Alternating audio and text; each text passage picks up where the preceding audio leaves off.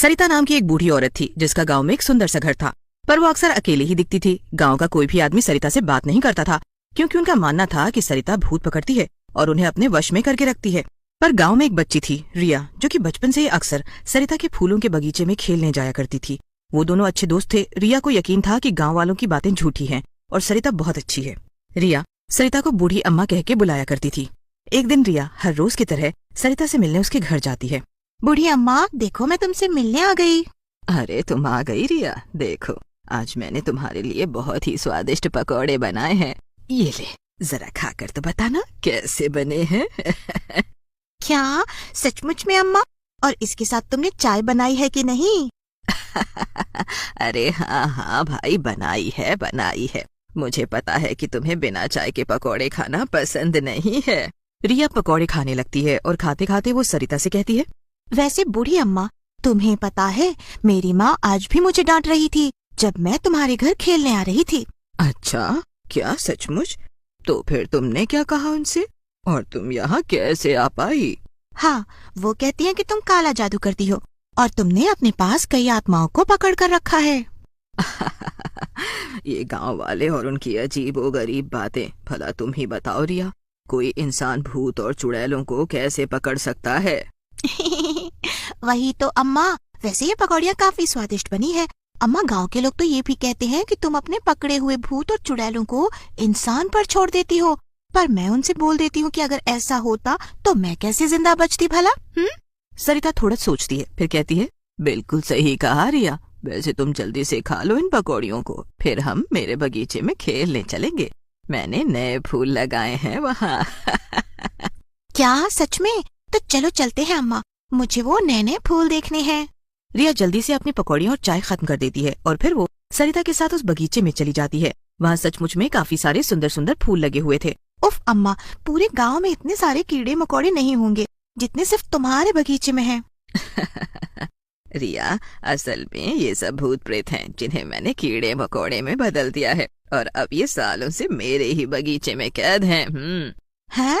क्या सचमुच? अरे नहीं, मैं तो मजाक कर रही हूँ। वो ये जो मेरे बगीचे में इतने सारे सुंदर सुंदर फूल है ना, यही वजह है कि गांव के सब कीड़े मकोड़े यहाँ ही आ जाते हैं। अच्छा तुम अब घर जाओ रिया, तुम्हें देर हो रही होगी ना? अरे हाँ, सही कहा तुमने बूढ़ी अम्मा, सचमुच में मुझे तो काफी देर हो रही है, अंधेरा भी होने वाला है। अब मुझे जाना चाहिए, वरना अगली बार से मेरी माँ मुझे घर से निकलने ही नहीं देंगी। रिया हंसते हुए अपने घर चली जाती है और सरिता भी फूलों को पानी देने लगती है। गांव में सब कुछ ठीक ठाक चल ही रहा था कि एक दिन गांव में एक चुड़ैल का आतंक फैल जाता है और सबको लगने लगता है कि इसके पीछे सरिता का हाथ है। रिया घर के बाहर खेलने जा रही होती है कि उसकी माँ उसे रोक देती है। रुक जा रिया, आज से तू शाम को बाहर खेलने नहीं जाएगी। तूने सुना नहीं कि गांव में एक चुड़ैल घूम रही है और वो लोगों को कच्चा चबा ले रही है? अरे पर माँ, मैं तो बूढ़ी अम्मा के साथ ही रहूंगी ना, भला उनसे कैसा खतरा? उनके साथ मैं एकदम सुरक्षित रहूंगी, मुझे जाने दो ना। अरे सारा खतरा उसी डायन से तो है। बस मैंने बोल दिया ना कि तू कहीं नहीं जा रही, मतलब तू कहीं नहीं जा रही। पर माँ, मैं जल्दी लौट आऊंगी और वो भी अंधेरा होने से पहले ही। ऐसा कभी भी नहीं हुआ कि मैं उनसे मिलने ना गई हूँ एक भी दिन। मान जाओ ना माँ। रिया की माँ को ये सब सुनकर बहुत ज्यादा गुस्सा आ जाता है। अगर तू आज बाहर निकली तो मुझसे बुरा कोई नहीं होगा, समझी रिया? पूरा गांव जानता है कि इस चुड़ैल को भी उसी सरिता डायन ने गांव में छोड़ा है, पर एक सिर्फ तू है जो उस पर इतना विश्वास करती है। पर इससे पहले कि रिया कुछ और बोलती, उसकी माँ उसे कमरे में ही बंद कर देती है। इतना बोलकर रिया की माँ अपने घर के कामों में लग जाती है। पर रिया को ये सब सुनकर बहुत गुस्सा आ रहा था। जब उसे कुछ और समझ नहीं आता तब वो गुस्से में अपने कमरे की खिड़की से बाहर कूद जाती है। आज तो कुछ भी हो जाए, मैं मेरी बूढ़ी अम्मा से मिलकर ही रहूंगी और देखती हूँ कौन चुड़ैल है जिसने मेरा जीना मुश्किल कर रखा है। रिया सरिता के घर की तरफ बढ़ने लगती है कि तभी वो देखती है रास्ते में सचमुच में एक चुड़ैल थी जो एक आदमी को खा रही थी। उसे देखकर रिया की चीख निकल जाती है।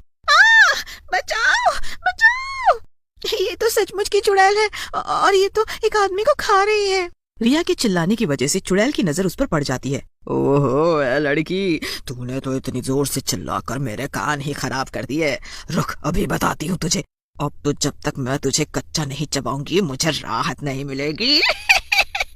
रिया चुड़ैल को अपनी तरफ आता देखकर भागने लगती है और भागते भागते वो अपने घर वापस पहुंच जाती है। पर चुड़ैल अभी भी रिया का पीछा कर रही थी।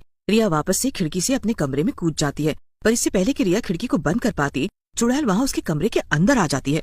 रिया चिल्ला चिल्लाकर अपनी माँ को बुलाने लगती है, पर रिया की माँ को तो बाहर से ये लग रहा था कि रिया बाहर आने के लिए सिर्फ बहाने बना रही थी। चुड़ैल रिया को मार देती है और फिर वहां से चली जाती है। चलो अब कोई नया शिकार ढूंढूंगी। शोर सुनकर जब रिया की माँ रिया के कमरे का दरवाजा खोलती है तो उनके पैरों तले जमीन ही खिसक जाती है। वो रिया की लाश को वहां देखकर जोर जोर से रोने लगती हैं। रिया की माँ को इतनी तेज तेज रोते हुए सुनकर गांव की कई औरतें उनके घर में आ जाती हैं। हे भगवान, ये क्या हो गया? उस चुड़ैल ने हमारी मासूम रिया को अपना शिकार ही बना डाला। मैं सब जानती हूँ। मैंने रिया को वहाँ उस डायन सरिता के घर में जाने से रोका था, इसीलिए उसने मेरी रिया पर चुड़ैल छोड़ दी और इसे मरवा दिया। अरे सबके पीछे की जड़ वो सरिता है, सरिता। पर रिया की आत्मा ये सब वहीं खड़े होकर देख रही थी। अरे नहीं, मुझे मारा तो उस चुड़ैल ने है, पर ये सब मेरी बूढ़ी अम्मा को गांव से निकालने की बात कर रहे हैं। वो बेचारी कहाँ जाएंगी? नहीं, मुझे ही कुछ करना होगा। मैं इन लोगों से पहले बूढ़ी अम्मा के पास जाती हूँ और उन्हें यहाँ से कहीं और जाने को कहती हूँ ताकि वो इन लोगों से बच सके। रिया जल्दी से सरिता के घर जाती है, पर जब वो वहाँ पहुँचती है तो उसके होश उड़ जाते हैं। वो देखती है कि वहाँ सरिता के बगीचे में वही चुड़ैल थी और उसके सामने सरिता खड़ी थी और सरिता अपने जादू से उस चुड़ैल को रिया के सामने ही एक छोटे से कीड़े में बदल देती है। ये क्या हो रहा है? क्या सच में इन्होंने चुड़ैल को गांव में छोड़ा था? पर तभी सरिता की नजर रिया के भूत पर पड़ जाती है और सरिता के पैरों तले जमीन खिसक जाती है। क्या क्या रिया तुम चुड़ैल कैसे बन गई? ये सब कैसे हुआ? नहीं, पहले तुम मुझे सच बताओ। मैंने सब कुछ देख लिया है कि किस तरह से तुमने उस चुड़ैल को कीड़े में बदल दिया। क्या तुम सचमुच में वही हो जो गांव वाले कहते हैं? क्या मेरी माँ ठीक कहती है कि तुम ही ने गांव में उस चुड़ैल को छोड़ा था जिसने मेरी भी जान ले ली? नहीं नहीं रिया, ये सब सच नहीं है। वो चुड़ैल कहीं बाहर से गांव में घुस आई थी। वो गांव वालों को और नुकसान ना पहुंचा सके, इसलिए मैंने उसे अपने जादू से कीड़े में बदल दिया और अब वो हमेशा हमेशा के लिए मेरे बगीचे में कैद रहेगी। क्या कहा आपने? जादू? कैसा जादू? हाँ रिया, मेरे पास कुछ जादुई शक्तियाँ हैं जिनसे मैं चुड़ैलों और भूतों को पकड़कर उन्हें कैद करके रख सकती हूँ, पर मैंने आज तक अपनी इन शक्तियों का इस्तेमाल सिर्फ भले कामों के लिए ही किया है। तो मतलब सच में इस बगीचे में जितने भी कीड़े मकोड़े हैं सब भूत प्रेत हैं?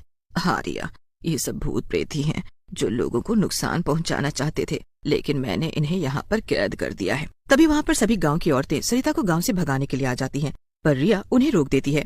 माँ रुक जाओ। अरे रिया मेरी बच्ची, तू चुड़ैल कैसे बन गई? हाँ माँ, मैं मरने के बाद चुड़ैल में बदल गई और अगर आपने इन्हें मेरी बूढ़ी अम्मा को यहाँ से भगाया तो मैं भी हमेशा ऐसे ही भटकती रहूंगी और मुझे कभी शांति नहीं मिलेगी। ये तो क्या कह रही है रिया? तू अभी भी इस डायन को बचाने की कोशिश कर रही है? नहीं माँ, ये डायन नहीं है, बल्कि इन्होंने उस चुड़ैल को गांव से भगाया है। रिया अपनी माँ को और बाकी सभी औरतों को सब कुछ सच सच बता देती है। रिया की माँ सब कुछ सुनकर सरिता से कहती है, हम सबको माफ कर दीजिए। हमने हमेशा ही आपको गलत समझा और आपसे दूरी बनाए रखी, पर आगे से ऐसा नहीं होगा कभी भी। और रिया तू मुझे माफ कर दे, मेरी वजह से ही ये सब कुछ हुआ है। मैंने तुम्हें माफ कर दिया माँ, बस हमेशा मेरी बूढ़ी अम्मा का ध्यान रखना, कहीं वो मेरे जाने के बाद अकेली ना हो जाएं। इतना कहकर रिया गायब हो जाती है, पर गांव में दोबारा कभी कोई सरिता को कुछ भी नहीं कहता और सब उसके साथ हंसी खुशी रहने लगते।